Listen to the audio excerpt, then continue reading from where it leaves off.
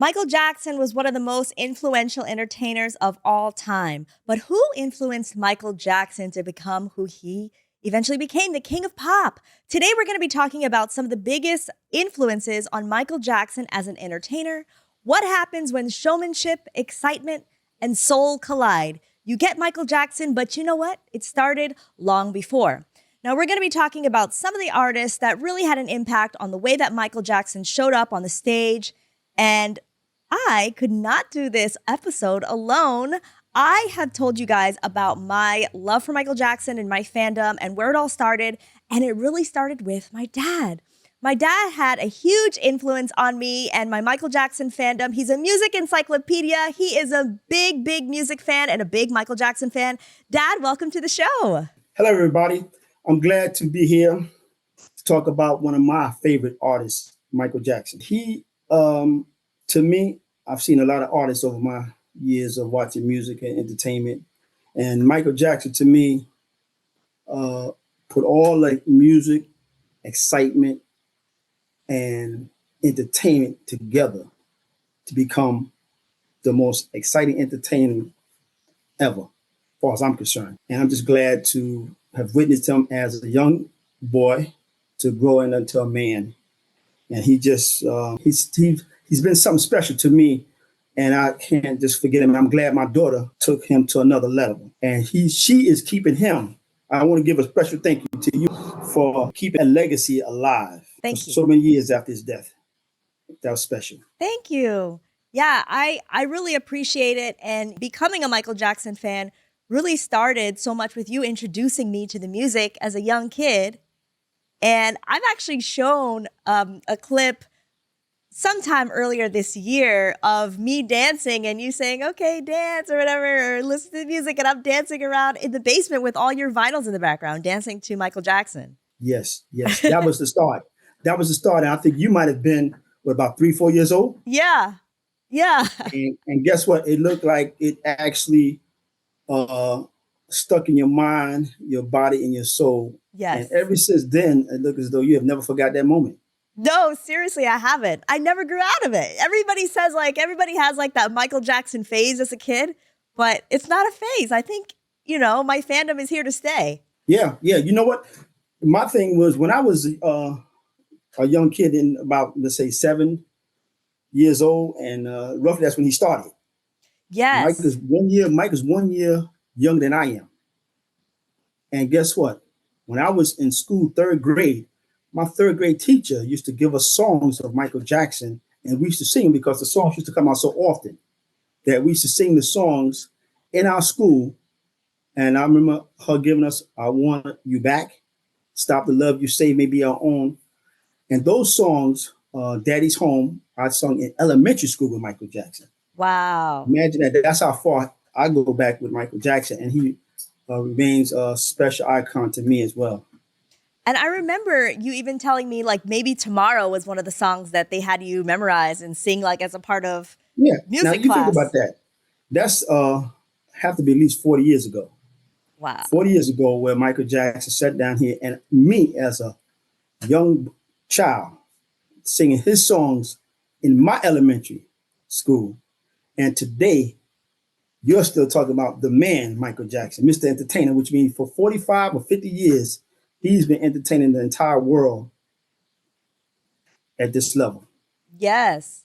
That's longevity. Yeah, seriously. And it's so interesting. And one of the reasons why I wanted to have you on today is, you've always shared so much knowledge with me, not only about Michael Jackson, but about other artists as well. And there are a lot of fans of Michael who watch this channel or listen to this show that are 12, 13, 14. They weren't even alive when Michael Jackson passed away, that he has new fans coming in every single day. And a lot of these fans have said to me, MJFangirl, why don't you have on a fan that actually was there to witness Michael Jackson from the beginning? And I couldn't think of anyone better to have on here today than you. Let me say something to you. Long time ago, like I said, when I was just his age, pretty much when he started out, we never really seen anybody like that. And we also, at the time when he started singing his songs, we used to listen to music back in the day with adult singers. and feel good about music and being excited.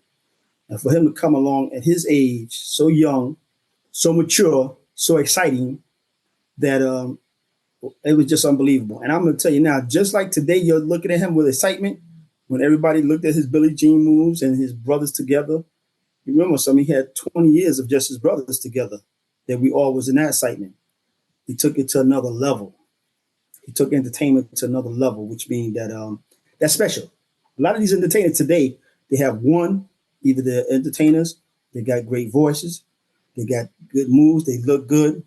Michael had the whole package. Yeah. And I think that makes a difference. And I think that comes from over the years of looking at all great artists at their moment, and he put it all together, whereas look as though he pretty much said, you know what, in order for me to be super, super great, super, super exciting, and a whole different level of entertainment for the entire world, I'm going to put all these pieces together.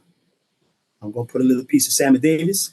I'm going to put a little piece of Jane Brown. I'm going to put a little piece of Jackie Wilson, and whoever makes me feel good. And each step along the way, each one of these entertainers turn around at their moments from the 50s, 60s, 70s, and 80s. They brought something different that made them at the top of the game and made the world look at them. But every last one of them did not have the complete package. Right. To me. And I think that's the difference between Michael and everybody else that was superstars. I'll give you a good example. Michael had the voice. Michael had the excitement. Michael had he was a writer. He was a producer. Michael also had the look. Yeah. And I said, Michael, when you put all that together, that's a package that a lot of entertainers didn't have everything. I think that took him to the stratosphere of the world. And on top of that, he conquered the world. He did. And one of the things that I've always been kind of like, oh man, I wish I was there for, were his concerts and his live shows. You've actually seen Michael Jackson in concert a number of times, right? Yes. You know what? The one that I never forget that really made me feel excited, just like I was a brand new child or somebody in the audience looking at him, is when he came out with Can You Feel It? That was the first video I seen. And I understand that was the first music video that they made, believe it or not. And he produced that video and he made it for his concert. And that is what they opened the concert up with. When I looked at him live, Can You Feel It? And that right there was something special. And so I think, from what I understand, if I remember correctly, that was one of the first music videos that cost him like $1 million to make and create. And guess what? Only somebody like Michael Jackson could have made that video with that beat, with that excitement, only because of what all the years of his entertaining brought up to that next level of excitement. So it went along with the video. So when you say dun, dun, dun, dun, now you thinking of the Jacksons back in the day when they was doing their moves on the stage. It kind of let you feel what we've seen in the past, that video. He wasn't doing anything, but the video and the music made you feel about, imagine them on stage. Right. So when you think about that element right there alone is excitement. And that's that we have to. And yes. I remember you were telling me that they kind of like had the video opening part of the concert at one point, right? Like they showed the hand with the sparkles going over the audience. Yeah, they opened the concert with that video. That opened the concert. And then when after they did it for a while, then they came out on stage. And then that's when they all did the dance in unison. Dun, dun, dun, dun. They did that with the next beat, but it was live. And they took it off from that point on. And never forgot that. And that was live. I think I must have seen at least 5 of his concerts. Yeah, you have. And one of them was with me, even though it was like later on. But in 2001, we went together to see the 30th anniversary show in September, where it was a lot of other artists paying tribute and homage to him, but also Michael had his solo set, but he also performed with his brothers. And I remember like going wild because I was 14 and I was like, oh my gosh, like I'm finally seeing them live. you remember it was very difficult to get that 30th anniversary concert. We had to stay, back in the day, we stayed online waiting for the opportunity to get a seat. The whole world was trying to get a seat in Madison Square Garden to see that concert.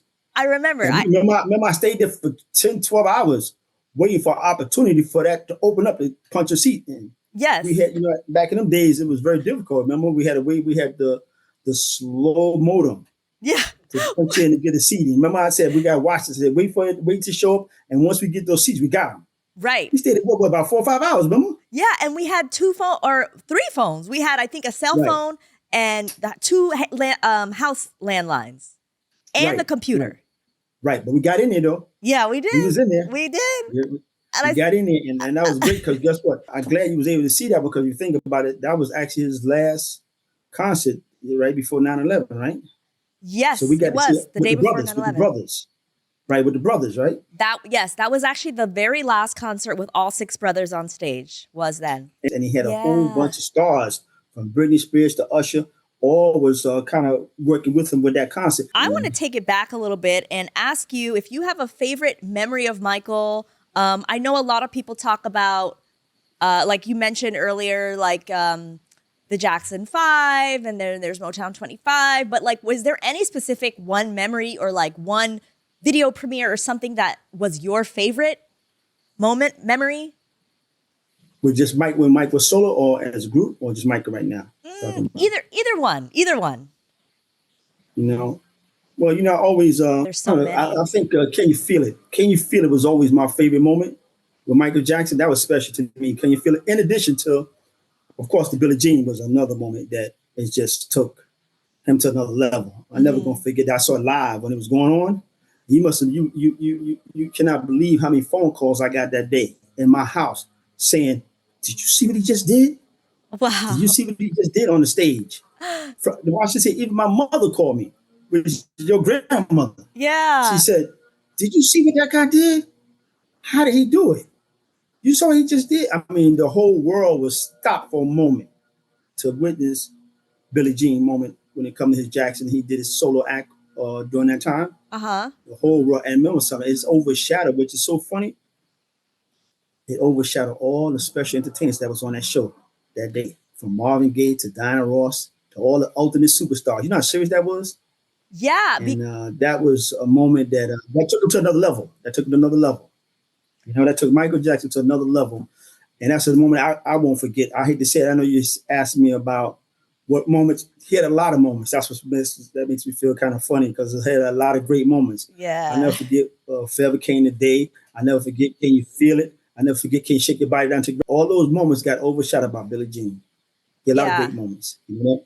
It's Yep. it's So funny because there's so many moments in his career, especially like, growing up, I mostly knew him from the Dangerous era on because I was born in 87. And only when I was like 3 or 4, which was when the Dangerous album came out and that had Remember the Time in black or white, I started knowing him from that moment on. And then right. obviously I went back to Billie Jean and all that. But you kind of encouraged me to get into the Jackson 5 and the Jacksons with that album that you have right on the wall behind you, the Jacksons Right. Live. You introduced me to Right. that and my mind was blown. Right. Again, when you think about him, like I said before, it's just so many moments that was iconic. I mean, you forget he was on the Cher, he was on Johnny Carson, he was on Milton Berle. He had so many shows. Sammy Davis Jr. show. You talking about he was on everybody's show because he was somebody that was something special. And you talking about this is over a 30-year period. And now what you remember was 30 years after 30 years to 20 years and 25, 30, 35, 40, which is a year of his entertainment. A total of 50 years of him entertaining the entire world. If you think about that, they celebrate the bicentennial for 200 years of America with the Declaration of Independence. But guess what? For 50 years, Michael been entertaining the world. Yeah, it's so For true. 50 Like years. Think about that. one of the Think about longest that's careers. right. For 50 years, he been on top. As a matter of fact, I hate to say this here, but it's really honest. He's one of the ones that helped make America great worldwide. Because if they think about what was being produced in America for 50 years, he was part of that. So true. And they said he is self-ignorant. And people forget. And that's why I said I always have to give credit to someone like yourself because the world, everybody's so self-centered that they don't really give credence to the people that got us where we are today. And like people like to forget. Can't forget, man. That's so special. He dedicates his entire life to entertaining this world and entertaining America and entertaining the people. That he was all about, as he said, the music. Yeah. Everybody had their lives, everybody had their family, everybody had this, everybody went to the movies, everybody did different things. But guess what? Mike was strictly about the music and the entertainment and the dance. And it's funny because I look at him, I said to myself, I can't believe how he used to sit down and dance on that stage from state to state with his brothers. Unbelievable energy. And he took it to another level after that on his own. Yeah. You know that? That's special. And as much as we talk about Sammy Davis and those people that was prior before him, remember they did it, like I said, everybody had a little piece, but they didn't have the whole package.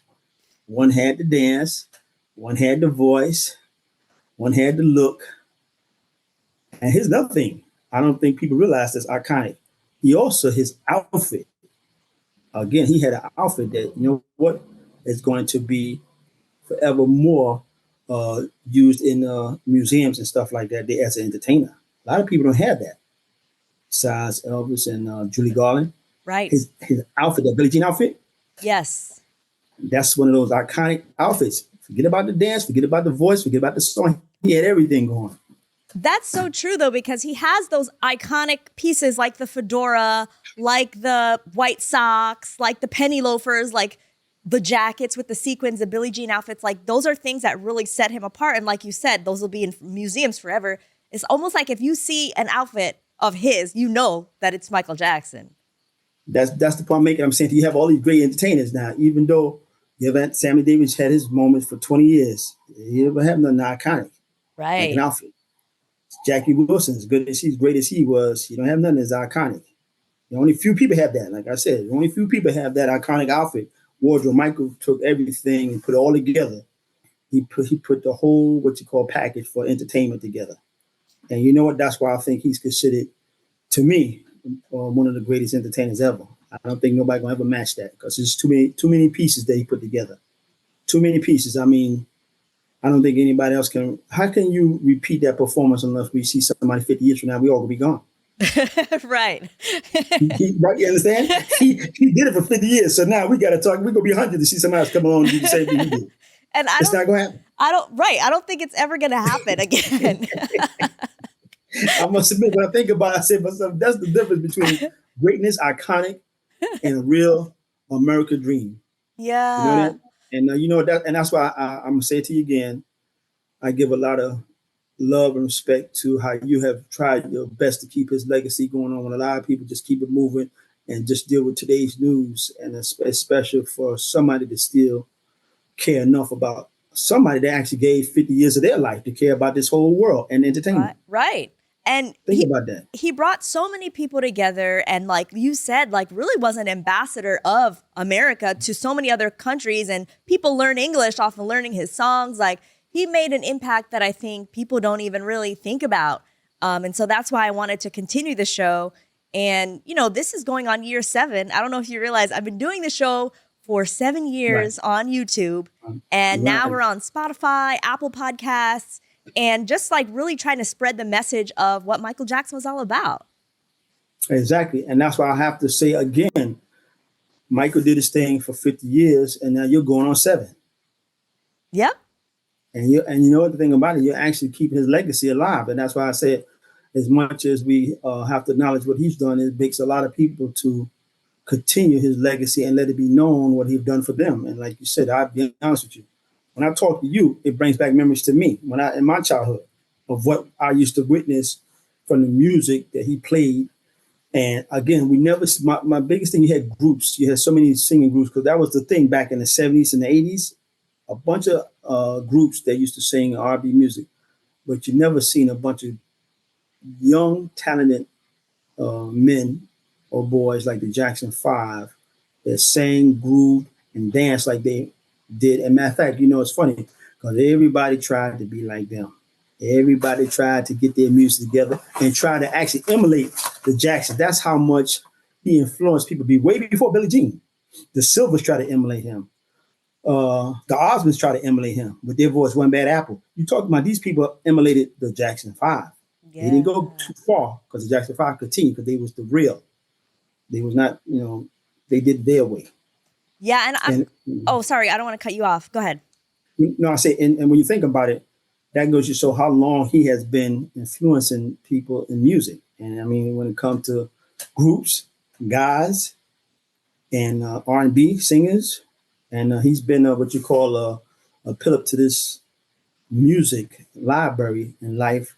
And anytime you mention anybody great, you're going to have to think about him. In addition to anybody that was great, Michael Jackson's name's going to come up because he was part of that. He turned around and his music influenced each and every artist throughout his career because it's been so long. And that's the problem. That's what's going on with him. Now that we're talking about just how much Michael influenced the world and other artists, I want to take it back because growing up, you've always taught me, you know, about Michael Jackson, but about other artists too. And there are so many artists that I think, you know, you being around the same age as Michael, whatever, growing up around that same era, you would have seen a lot of the artists that Michael was watching. And so I want to take a look back at some of the artists that Michael has said have influenced him. And I want to read a quote first. So here's a quote that he shared in his autobiography, which is Moonwalk, which I'm going to link down below for you guys. If you have not read this, a lot of people think that it's not really that meaty or that it doesn't have that much substance, but it actually does if you actually take the time out to read it. Like whenever I do an episode, I always refer back to this because he always shares little tidbits, even though if it's not like, you know, gossipy or whatever, it's still a good read. Michael Jackson says, "There are so many artists and musicians and writers I admire.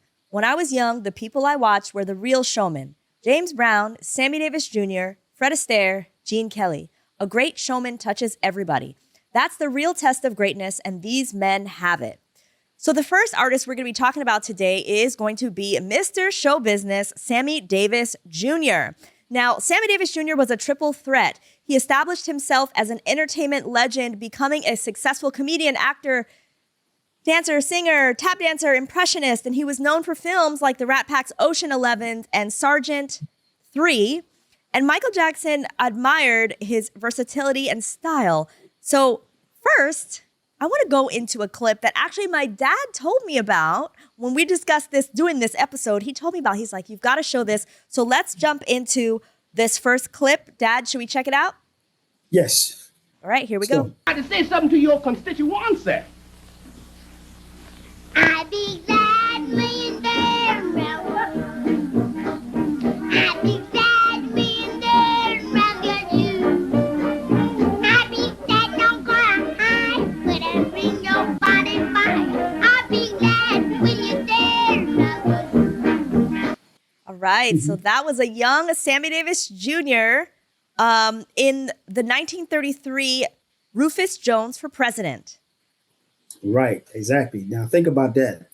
Who else started that young? Michael Jackson. Yeah. And the difference is, even though Sammy Davis Jr. started that young, his career did not go 50 years. You see how Michael took it to another level? Right. Sammy Davis Jr., and like you were just saying, certain people that influenced Sammy Davis Jr. and Michael Jackson as well. You mentioned Gene Kelly, Dancing in the Rain. You mentioned Fred Astaire was a dancer. Fred Astaire was known as being a very great tap dancer, and so did Sammy Davis. So during that era, that was the big thing during his era, dancing, singing, and but Michael Jackson, like I said again, he's another person that Michael probably looked at him as being both on the same level for us entertainment and how long we've been doing. You know, you have to say to yourself, well, who could understand what I've been through? Somebody like Sammy Davis could understand what he's been through. And the difference between Sammy Davis and Michael, Sammy Davis did his through some tough times when minorities had tough times back in the days in the 50s, the 60s, and 70s. Sammy Davis weathered that storm through entertainment to become a very successful person.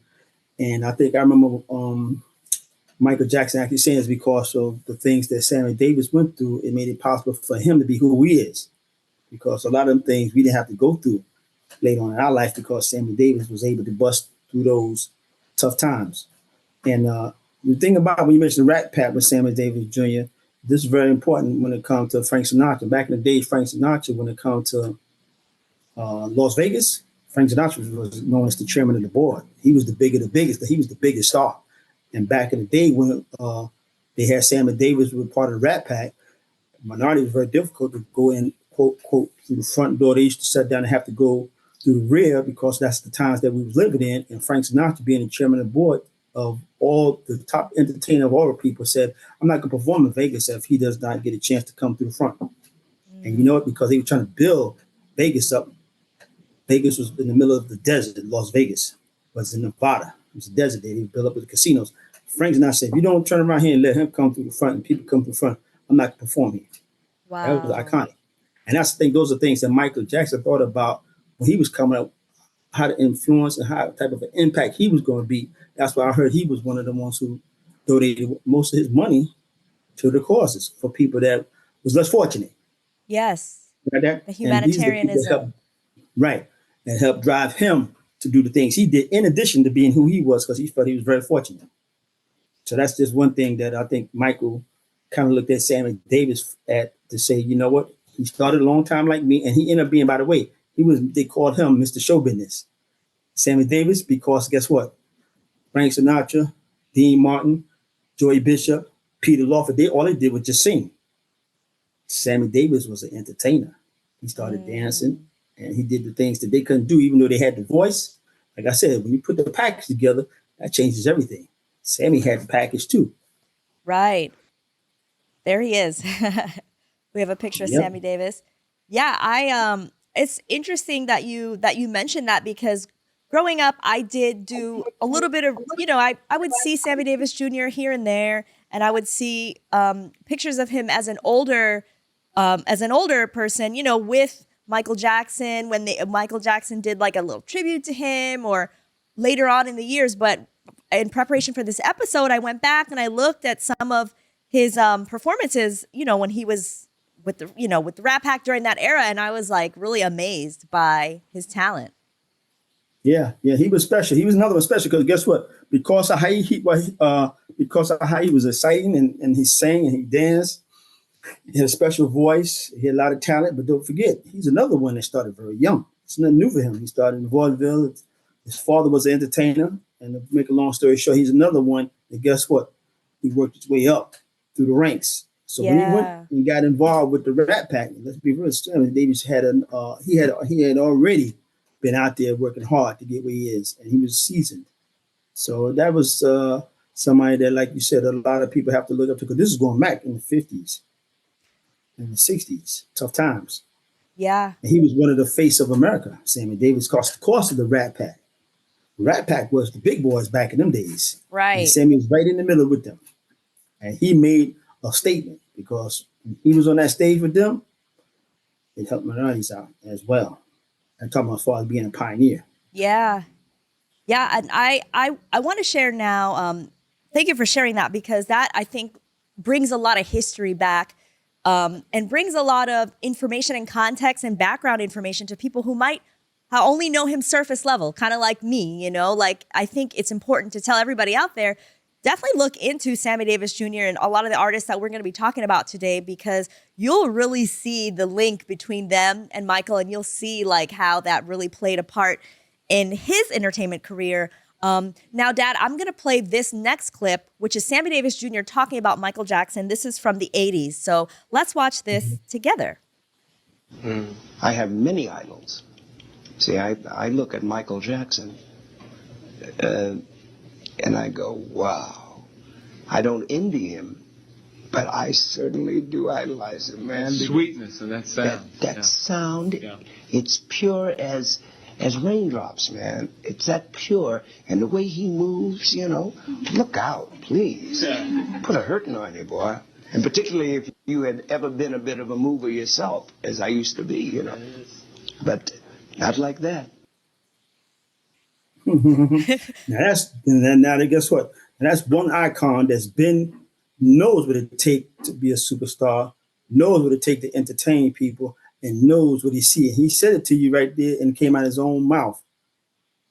I'm a dancer myself, and I haven't seen nothing like that before. And it's almost like if you don't have somebody to say how great somebody is that was great themselves, it's very difficult for people to even understand the greatness. Because for Sammy to say that, that's like saying, hey, man, and he went through, remember, he started from 6 years old. Right. And he's talking about the voice. He's talking about the dance. He's talking about the music. He's talking about the man himself. There was one point even, like when I asked you, I said, why is everybody going so crazy about this Motown 25 performance? Like, because of the fact that I grew up watching Michael in the 90s and I saw him moonwalk so many times, I didn't understand the significance of even the first one. So I feel robbed of that experience of having seen him do it for the first time because that must have been super exciting. Right. The original one, exactly. You know, right. You saw how much right. You didn't see the Motown 25, right? That was very right. That was No, before your no. time, That right? was, yeah, that because I was born in 87 and that one came out 82 or 83, I believe. Don't quote Okay, me. so guess what? Don't maybe Right. Solomon, can you look that up for us? When But was at the Motown same 25? token, right. But the same token, like what you're just saying, now think about it. And this is very important. Everybody that was on the Motown 25, remember they talk about 25 years of Motown. Motown was an entity in itself, and Motown was very special. Motown had some of the greatest artists that represented the R&B music ever, from Marvin Gaye, from the what you call it, the Jackson Five, and don't forget Barry Gordon used to write some of Jackie Wilson music. People don't even realize that he was from Motown, but he was a writer before he got to Motown. Right. He used to write music for Jackie Wilson. You know that? And then he had Dinah Ross. And you had the Temptation. You talking about all these people was from Motown that was a great in themselves. And remember, some of the Temptation had their moments. Dinah Ross had her moment. Marvin Gaye had his moment, and you know Marvin Gaye right now is still considered one of the greatest. And he's still again, Marvin was smooth. Marvin had the voice. He had the music. He had the writing. He had the producing. But again, he didn't have the dance. You know Yes. what I'm trying to say? So when you put all that together, Michael, again, that's why when Motown came out, Michael Jackson was able to go on top of each and every last one of those great artists. We ain't talking about Sammy Davis. We're Right. talking about during our era, from the 70s on up to the 90s. I want to So, I want to mhm. give some context because I was trying to Solomon looked it up for us. May 16th, 1983 is when Motown 25 happened. So I just And want he to was put, born, right. yeah. And he So was born in 87. right. So 4 years before I was born. But Right. That's when we first saw the moonwalk with him. And he perfected it to another level. Because that right there took him to the moon. And when he did the moonwalk, when it comes to music, let me tell you something. The man was special. And you know what? And it's unfortunate that it always seemed like the great ones, like they said, don't make it. But he was special. And I think that, again, it's going to be very difficult for anybody to walk in his footsteps because it's very hard to get that complete package. You know, you have a lot of people today still doing their thing, but they don't have the complete. And let me tell you something. I still say they're going to have the 50 years nonstop doing it. right. That's a hard task I to don't make. I don't think anybody's going to do it. I don't know. I Exactly. don't know. I can't predict the future, but I think that's a hard one to follow. It's a hard Yeah, act I to put it follow. this way: it's going to be a tough act to follow. You have to do it. Remember something? The Jackson Five had the number one rate. I want you back. That was in, I believe, that was in like '69 or '68, something like Yeah. that. Yeah. Right. Up So to I'm saying to 69, I you, think. that was the number one record in '69. I want you back. So now you talk about, remember, whoever's doing it now, we're not talking about from '69. We're talking about somebody come out great right now, such as the Ushers and such as they got to keep having hits for 50 years. Right. And guess what? And look at the era that we live in. A lot of the greats are gone already. You know what I'm saying? So they don't have that longevity. That's the point I'm trying to make. So that's why I think when you start adding up the greatness, he's up there. It's gonna be hard. It's gonna be very hard to get to that level. I want to show now a video of Michael Jackson. This is him actually performing now, which we haven't seen yet in this show today. But this is going to be a tribute song that he sang for Sammy Davis Jr. So let's check this out, and then we'll come back and talk about it. Okay. They built the walls to block your way. You beat them down. You won the day. And we are here for all to see. To be the best that we can be. 'Cause you were there.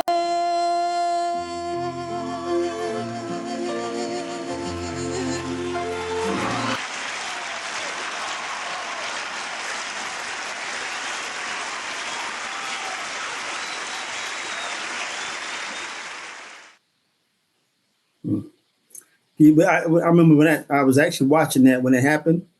got chills. I just got chills. Just start all over again, just thinking about that moment, because what he was really saying was the era that Sammy Davis Jr. was in, very difficult time for minorities, and he was up there with the big shots that was considered greats, and he was up there side by side. And what Michael was saying in that song to me was like he said, you won the day. You stood through the times and you won the day. Meaning that, you know what, through the ups and downs that he didn't have to go through, but Sammy Davis had to go through it. He had some tough times. That were tough times for a lot of minorities back in them days. And Sammy Davis Jr. weathered that storm, and because of the storm he weathered, Michael Jackson ended up being a superstar. And that's why sometimes I feel kind of funny for certain stars to not respect how they got there. Right. You hear how they talk, and they don't realize, man, some people really had to go through some tough times for us to be where we are today. And Sammy Davis Jr. was one of them. He had a tough time, and that's what Michael Jackson said, you won the day. And it's because of you I'm here today. And so that was a respect for him, because Sammy Davis Jr. at the time he was diagnosed with cancer, and he wasn't going to live. That's when he put his show together for him, exclusive for him, with all the great talent that was available at the time. And Michael was the top artist again, on top of everybody. Right. He was the top artist that sat down here, and he gave him credit, and he was there to perform for that gala for Sammy Davis Jr. before he passed away. And he didn't pass away that long after that. He passed away. Wow. So that was a great moment, and you feel it. If you look at it, if you think about the history now, you know what that's about. Yeah. What he was saying. I want to take it back again to another icon, an iconic artist. First, I'm going to read a quote again from Michael Jackson's autobiography, because you guys, you got to read this. This is so good. He talks a lot about what has made an impact in his life. So let's read this. He says in Moonwalk, "While my brothers and I were paying dues on the so-called Chitlin circuit, opening for other acts, I carefully watched all the stars because I wanted to learn as much as I could. I'd stare at their feet, the way they held their arms, the way they gripped a microphone, trying to decipher what they were doing and why they were doing it. After studying James Brown from the wings, I knew every step, every grunt, every spin, every turn. I have to say, he would give a performance that would exhaust you, just wear you out emotionally. His whole physical presence, the fire coming out of his pores, would be phenomenal. You'd feel every bead of sweat on his face and you'd know what he was going through. I'd never seen anybody perform like him. Unbelievable, really. When I watched somebody I liked, I'd be there. James Brown, Jackie Wilson, Sam and Dave, the OJs, they all used to really work an audience. I might have learned more from watching Jackie Wilson than from anyone or anything else. All of this was a very important part of my education." And so now, segue into talking about Jackie Wilson, Mr. Excitement. Born in Detroit in 1934, Jackie Wilson helped to shape the sound of R&B and early soul as we know it. Known as Mr. Excitement for his explosive stage presence, splits, spins, and all. His voice was unmatched. He had hits like Lonely Teardrops, Higher and Higher, To Be Loved, among others throughout the late 50s, 60s, early 70s. He was inducted posthumously into the Rock and Roll Hall of Fame in 1987. Jackie Wilson. Dad, before we talk about Jackie Wilson, let's watch this clip. Okay. Listen to me and you better hear what I say. Come along. Come along, come along. Baby, come along. Come along, come along with me. You better come along. Come along with me. I love you, baby, can't you plainly see? But come on. Come on, come on, come on, come on, come on, come on.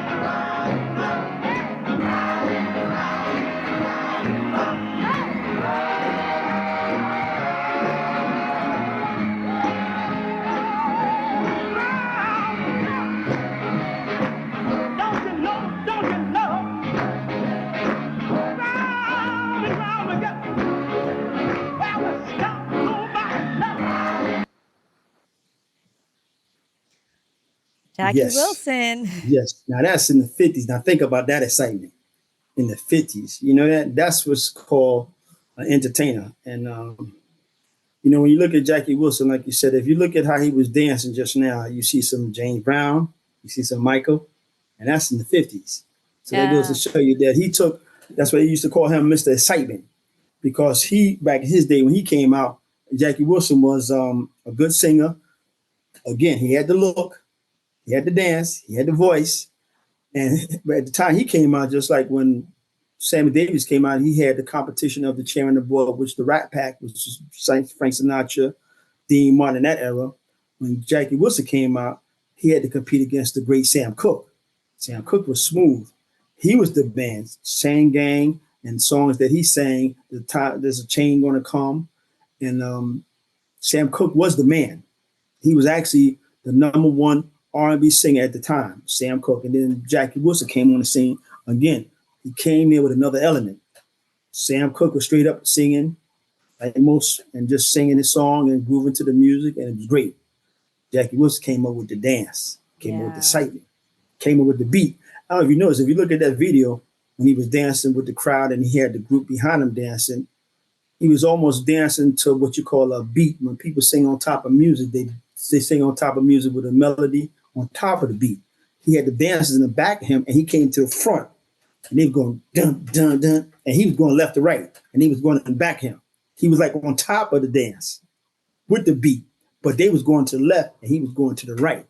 Like if you sing, when you sing with music, music's in the background, but you sing on top of the music. You know what I'm trying to say? Right. Because you're the sound. He made that dance just now. He was the dance. He was all in the background, but he came out in front and started going to the left and right. You see, when he split, went down and came up, he barely lifted his hands up. His whole body came up with the legs. I don't think nobody could emulate that split right there. That's very difficult to do.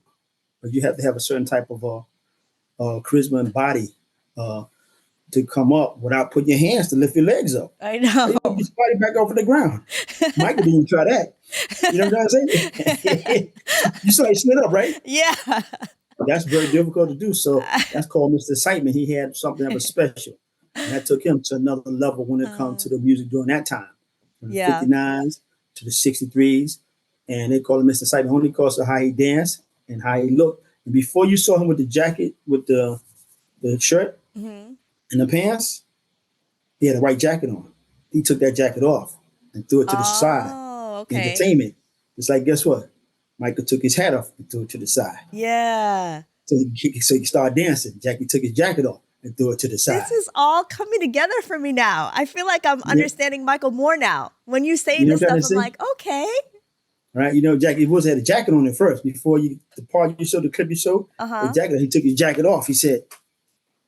And he had just a red shirt on and white pants. Yeah. And guess what? Then he started doing his dance with the crowd in back of him.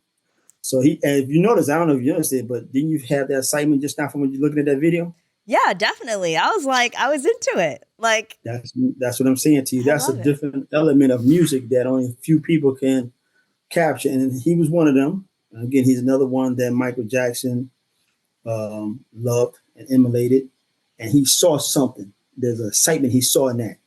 You know what I'm trying to say?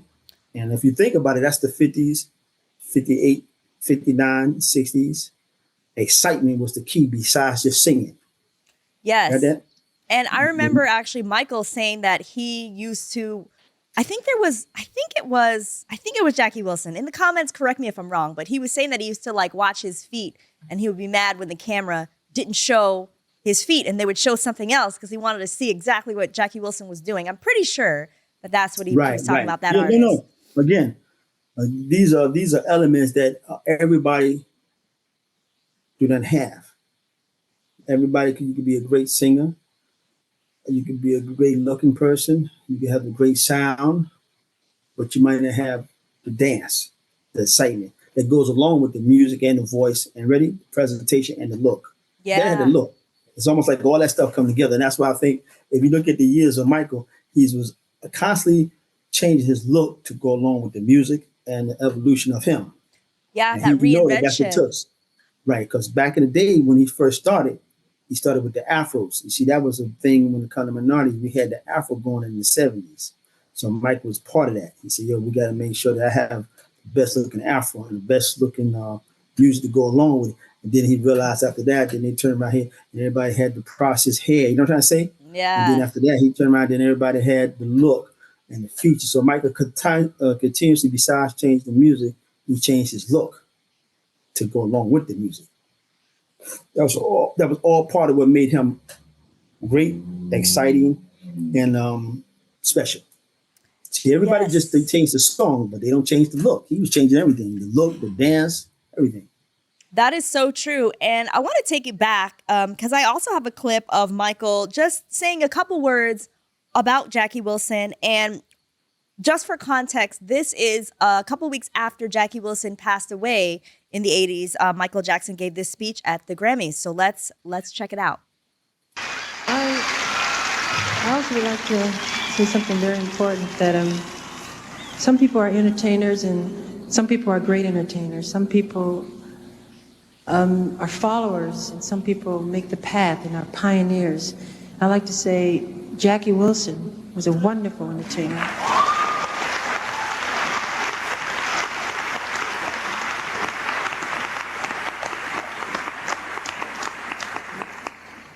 He's not with us anymore, but Jackie, where you are, I'd like to say I love you and thank you so much. Yeah.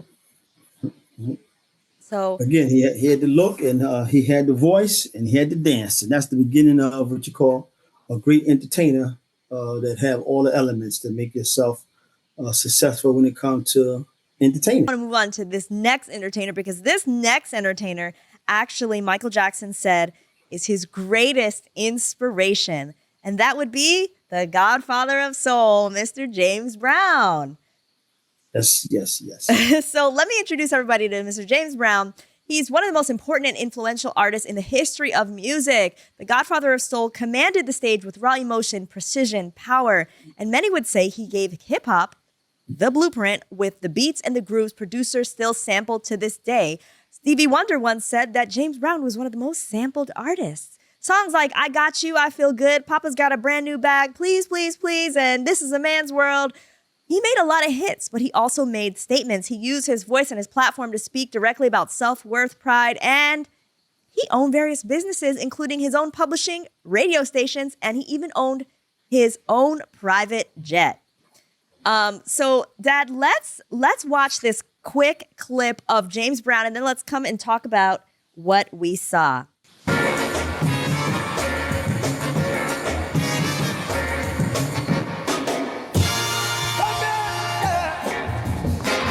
Papa's a nurse, Papa's got a brand new bag. Wow, I feel good. I knew that I wouldn't have. I feel good. I knew that I wouldn't have. So nice, so nice. I got to give.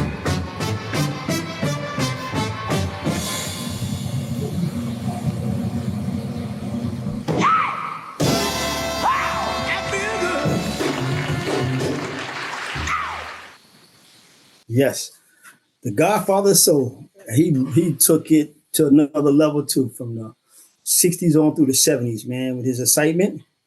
And you know, again, everybody brings something special to the table that make them different from everybody else. When it comes to music, remember James Brown used to write and produce a lot of his music, you know.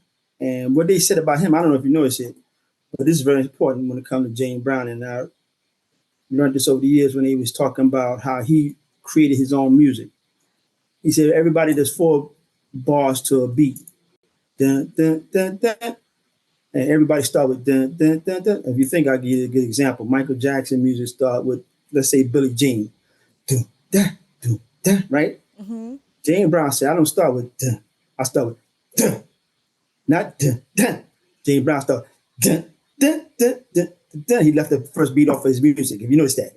Ah. Everybody go Michael Jackson music with dun, dun, dun, dun, dun, dun. James Brown said, I leave the first beat off and all my music start with dun, dun, dun, dun, dun, dun, dun, dun, dun, dun, dun, dun. If you notice, that's his groove. Dun, dun, dun, Yeah. dun, dun. He left off that first beat. All his music, everything he did it started with the downstroke, not the first part. Interesting. If you notice it, that's how it sounds different. I never realized that, but it does have like a different sound than a lot of other music. And that's what made him different. If you look at it, I got the feeling. Dun, dun, dun, dun, dun, I got the feeling. And that was his whole thing. He said, I'm going to start with not the first beat, the second beat. All my music going to start with the first downstroke. And if you listen to it, go back some of his music, you see everything started with the second beat of the note. Yeah. So, I remember us talking about James Brown throughout the years, and you always mentioned about like his command of the stage. And that probably, I think, was one of the biggest ways that we see that manifest in Michael Jackson. Like, I mean, his command of the stage, James Brown, when I go back and I watch YouTube clips of him from years and years ago, I'm like, I'm sucked into it. Like, that's how well he's commanding the stage years and years before, like, I would even, you know, be around. I'm watching this and I'm like, wow, like, he's got me locked in. Well, James was another one that he was so great at his thing and his element. Remember, so you had Jackie Wilson, you had Sammy Davis Jr. A lot of them guys did the music, but they didn't really own the rights to the music also. You see how he evolved? James Brown produced, and he had his own recorded studio. So he was one of the first ones to own his music and produce and print his own records. James Brown. So the publishing. And that's the beginning. Right. That's the beginning of being independent to the music industry. And that's why he had a jet. You know what I'm trying to say? Because he was one of the very first to turn around here and own his rights and publishing rights, and also actually reproduce his music on his own, because he had something that was special, you know. And I just want to say what he had special was the voice, the dance, the talent, and again, that beat. You see, if you sat down here and listen to all his music all start with that excitement. Then Papa got a brand new band. You see that? Everything was bent. Yeah, now I'm going to have to go back and listen to some of the James Brown discography, because I'm like, it's all making sense. And everybody that's watching or listening to this episode, comment down below if you knew some of these facts, because I feel like my dad is dropping a lot of gems and a lot of knowledge that I am just hearing for the first time. So comment down below about your thoughts. I totally agree. It's just, you know, I think it's just funny because I see, when I look at Michael Jackson on stage and I look back at those performances, out of all these three entertainers, I see the influence of James Brown the most. And I think James himself even knew that, and gave props to Michael Jackson in on many different occasions, rather. So I want to show a clip, Dad, from the 1980s. This is actually from 1983. And I know you saw this probably live when it happened, but I want to show this. And you actually told me about this. This is James Brown and Michael, and Prince was actually there too, but we're not going to watch that part. Let's check this out. Let's give another standing ovation for a young man sitting behind you that you have no idea who's in the audience. Michael Jackson, move Michael Jackson. Michael Jackson.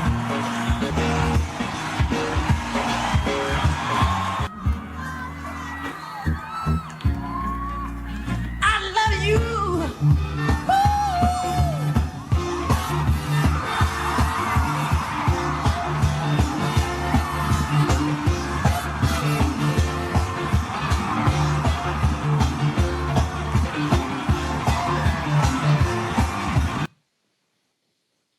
Yeah, there you go.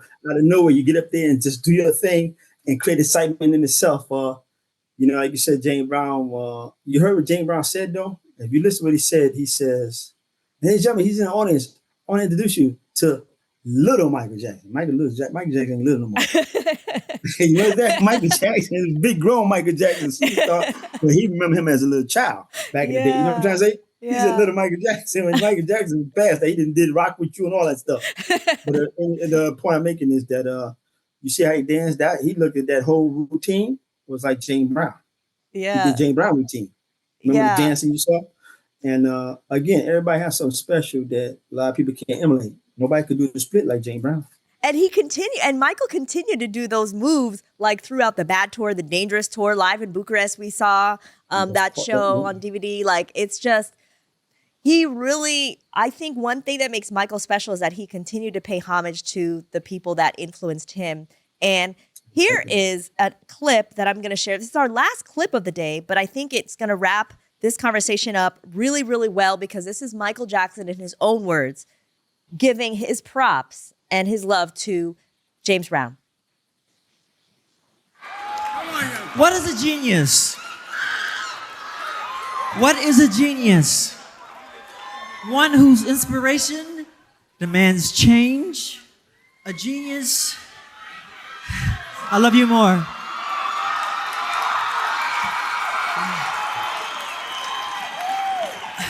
I couldn't refuse to give this award tonight because nobody has influenced me more than this man right here.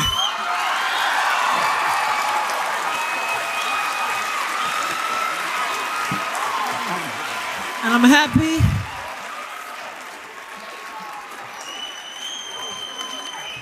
from the bottom of my heart. Since I was a child, at 6 years old, he was the one that I looked up to more than any other entertainer. And I still do today. That's respect. You know, it's almost like saying, if you notice, for one person, pass the torch to the next person and being respectful to the one that came before.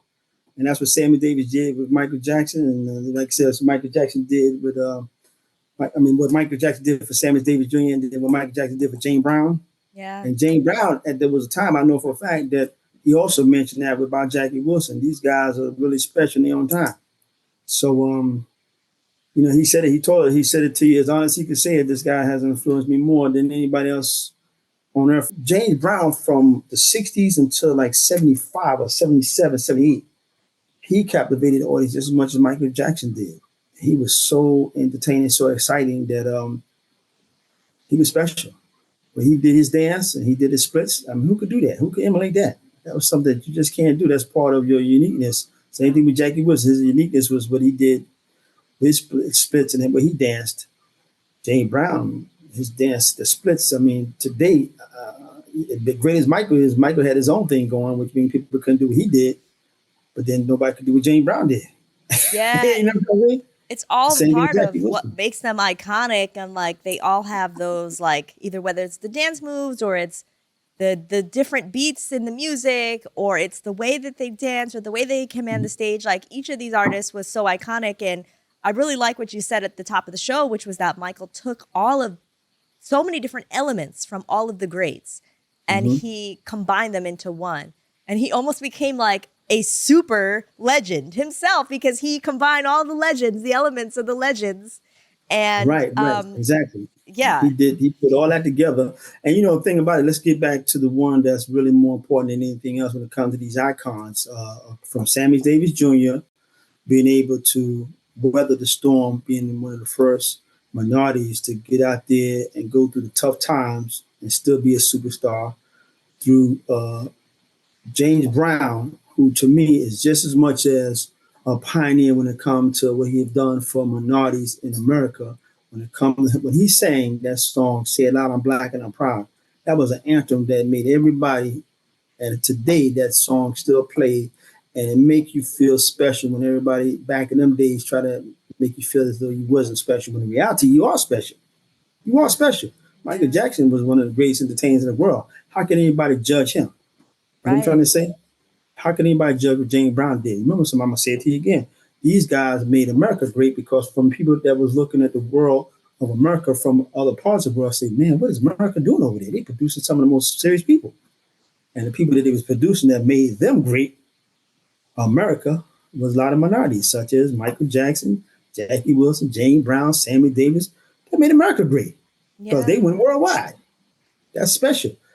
You know that? And one more last thing when it comes to them is being a minority, fighting for minority rights and things. Again, I'm going to say it again. James Brown, I could put him up there just as much as you put Martin Luther King, Marcus Garvey, and all the greats that turned around and was standing up for minorities in America and around the world. That song, "Say It Loud, I'm Black and Proud," you can't ask for nothing deeper than that. He put that just like Stevie Wonder said, "I just called to say I love you and happy birthday to you." Yeah. Those songs are iconic. You're going to hear that the rest of your life. Right. They dedicated their music to be a voice for change. And same thing with Michael. You know, as Michael, they said, if I remember correctly, they said Michael Jackson was donating the most music, most money, events for people that needed help than any other entertainer in the world. Did you hear that before? Yes. Actually, in the Guinness Book of World Records, he was named. You're totally right about that. He's the entertainer that's donated the most amount of money to the charities. And that includes charities like the NAACP, United Negro College Fund. He donated to so many children's hospitals around the world, donated to orphanages and all different types of causes, so many different causes. World Hunger, We Are the World, right? They raise money. There was just so much, I think, that Michael took from all these artists, not only on the stage, but off the stage, right? You've mentioned the humanitarianism. You mentioned really just helping people see who we are as America. Like they were almost musical ambassadors in a way, and that's so true. I never really think about it that way. That's part of American culture, and guess what? To sit down here and forget the history and what made America great, in addition to them just being great in itself, those people were able to bring a light to America greatness. You had people, you said, ambassadors to America, and guess what? They were minorities. So not to sit down here and ever forget what was done to make America be recognized through the world, like such as Michael Jackson. Look at Michael Jackson. He's worldwide. He's worldly known. Yeah. You know that? I'm talking about worldwide. And he come from America. So America's been producing some very serious people based upon the system. Right. Give everybody opportunity to rise to the top, And the one thing that he did that I still say is very difficult to do, because I know everybody look at all the greats. You got Sinatra, you got what's his name, Elvis. You got a lot of superstars, man. But the difference is worldwide they didn't make it across the sea. You know what I'm trying to say? Yeah. Michael made it across the sea with the coming music. He did the whole thing world. He did the worldly music for the entire world to see and hear. He made it across the water to be great, not just in America. And that's the difference. It's going to be very difficult for anybody to get to the level that Michael Jackson reached. And that's why I say I appreciate you keeping his legacy going, because guess what? He definitely dedicated his entire 50 years to the world of entertainment. Yeah, That's how I feel. Thank you so much, Dad. This has been, you just said that perfectly. Like, I feel like that is the best way to kind of wrap this conversation up. We've had so many different things we've talked about today. And I think the main thing that everybody can take away is that, Michael Jackson, yes, he is one of the most influential artists of all time. He is the king of pop, one of the greatest entertainers. But it's also really important and really special to take a look at those who came before him and influenced him in so many ways. And so I want to thank you, Dad, for being on the show and for sharing your knowledge with us, the audience, but also for sharing your love of music and all things entertainment with me, because otherwise I wouldn't be here. I wouldn't be MJ Fangirl. Yes, and I'm glad. And guess what? I'm very glad that you take it to the next level, because I got 1,000 albums in the house about. And guess what? You're the one that still, guess what, have what you call an excitement about that. When a lot of people that moved on, they didn't pass the cassettes, they didn't pass the 8-tracks, they didn't pass the albums, they didn't pass the CDs, they didn't pass the DVDs. They're down to, just regular music that's on Spotify. And guess what? Somebody like yourself that knows the history, I'm very happy, because guess what? As people move on, such as Sammy, Jackie, James, all the greats, Sam Cooke, all the greats, Sinatra, all the greats are gone. And somebody like yourself to take an interest and continue to move forward when it comes to Michael greatness, his legacy, especially because that's the only way some people are going to continue to know and recognize him dedicating 50 years of his life. And again, not just to himself, to make America great. Yeah. Well, because he came from America. I could not agree with that more. And thank you so much. Like, this has been really great. And I hope you'll come back on again when we have another topic to talk about, Dad. Will you come back to the show? Of course, of course. All I need to do is hear you say, come on back, and I'll be back as soon as I can. I appreciate you. I'm going to say it to you again. I got to give you props, because, it's very special. This times that we live in today, for somebody to still recognize and give respect to those who came before them. And for you to actually want to know about the 20 years before you knew about the Billie Jean episode, especially because guess what? That's the episode I know about. Yeah. And he was great then. And for him to be great during your generation is another level. And I'm gonna say it too again. It's gonna be very difficult for anybody to top that. That's why I say his legacy is gonna live on past us. Absolutely. Hopefully. Yeah, no, definitely it will. And again, thank you again. And I'm going to let everybody know where they can follow the show. So everybody, if you would like to follow the show, make sure that you're following on Spotify, Apple Music, Amazon Music. You can also watch on YouTube, which is like my home. Subscribe to the YouTube channel, MJFangirl TV. We are almost at 50,000 subscribers, you guys, which is amazing. And also join the MJ Fangirl Patreon at patreon.com/MJFangirl for exclusive in-studio videos. I drop them ad-free and first, like the full long video for you guys. They're exclusively to the members only. I also do unboxings, merch reviews, event vlogs, and candid storytime videos where I get a little bit more personal. So join the MJ Fangirl Patreon to support the show, and I will see you guys next time. Bye.